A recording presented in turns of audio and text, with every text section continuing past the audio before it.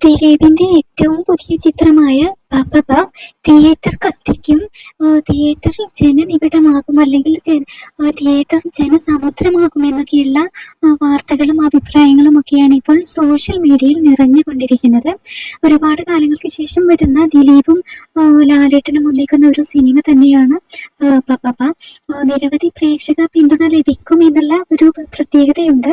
പിന്നെ ദിലീപിന്റെ ആ ഒരു കേസുമായി ബന്ധപ്പെട്ടിട്ട് ഈ സിനിമയ്ക്ക് നല്ല രീതിയിലുള്ള എതിർപ്പും വരുന്നുണ്ട്. എന്നിരുന്നാൽ പോലും ദിലീപിന്റെ ആരാധകരെല്ലാം തന്നെ പറയുന്നത് പപ്പ തിയേറ്റർ കത്തിക്കും എന്നാണ്, പൂരപ്പറമ്പാകും എന്നൊക്കെയുള്ള കമന്റ്സുകളൊക്കെ സോഷ്യൽ മീഡിയയിൽ നിറഞ്ഞു വരുന്നുണ്ട്.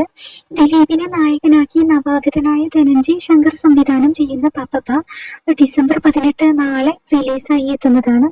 ദിലീപിനൊപ്പം വിനീത് ശ്രീനിവാസൻ, ധ്യാൻ ശ്രീനിവാസൻ എന്നിവരും ചിത്രത്തിലുണ്ട്. എന്തായാലും നിങ്ങളുടെ അഭിപ്രായം താഴെ കമന്റ് ചെയ്യണേ.